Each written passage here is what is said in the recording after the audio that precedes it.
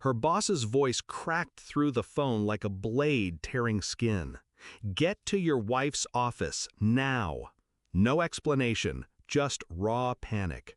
I drove downtown with my pulse locked in my throat. The city blurred, headlights smeared into streaks, horns faded beneath the ringing in my ears. When I arrived, police cars painted the building in red and blue. Officers crowded the lobby, their radios hissing static. One of her colleagues found me on the sidewalk. She was shaking, eyes wet. "Don't go upstairs," she whispered, clutching my arm. "Your wife, just don't." I didn't listen. I pushed past uniforms, ignoring their commands, forcing my way up the stairwell 2 steps at a time. Something in me already knew, and yet nothing prepared me for what I saw when I reached her office. The door was ajar, yellow crime scene tape waiting to be stretched across it. I stepped inside before anyone could stop me.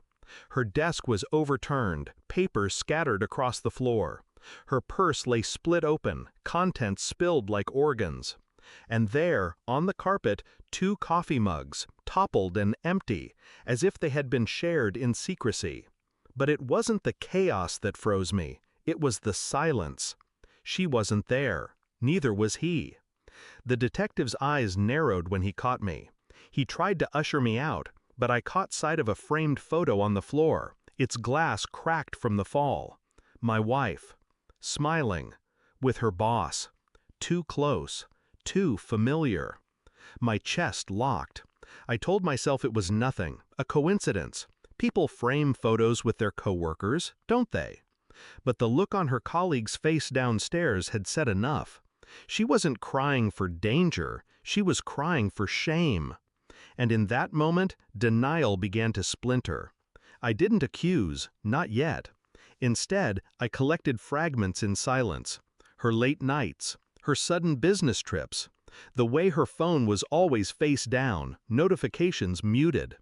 I checked call logs when she slept. I copied numbers into my phone, disguising them as harmless contacts.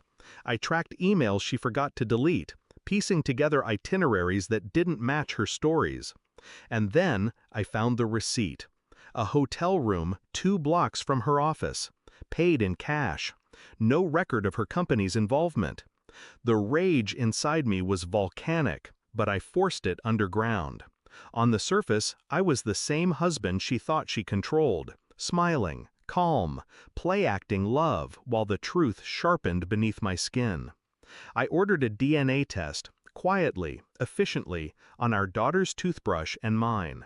I told myself it was paranoia, a cruel, unnecessary thought, but the box of doubt had already opened, and I couldn't close it. Every interaction after that was theater. Her laughter at dinner, her excuses for staying late. I played my role, nodding, smiling, even touching her hand across the table. All the while, I waited, for the report, for the truth. The envelope arrived on a Thursday, thin, harmless in appearance. Inside, 2 pages. Cold, clinical, undeniable. Our daughter was not mine. I read it once, twice, my pulse slowed instead of racing. The storm I expected didn't come.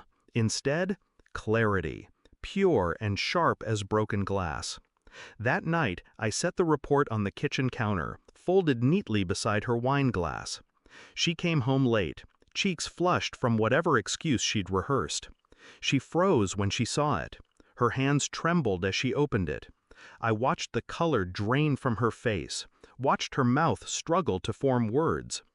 "I can explain," she whispered. I didn't respond. I only stared, expressionless. The silence cut deeper than any scream could. The next morning, I walked into her office unannounced. Her boss was there, startled by my presence. I laid the report on his desk without a word. He looked, read, his face collapsed under the weight of it. He knew instantly what it meant, what it exposed.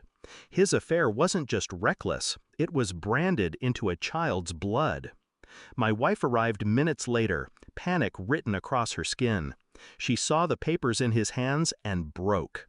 Tears, begging, frantic whispers of please that fell useless between us.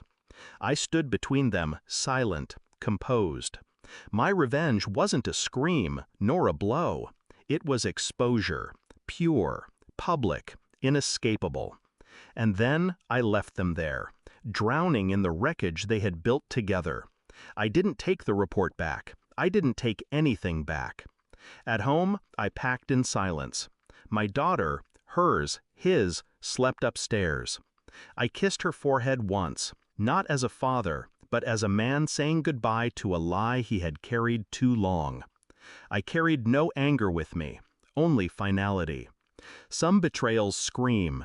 Mine whispered until it rotted everything. But now the whisper was gone, and in the hollow quiet that remained, I felt something sharper than grief: freedom. I closed the door behind me, certain I would never look back.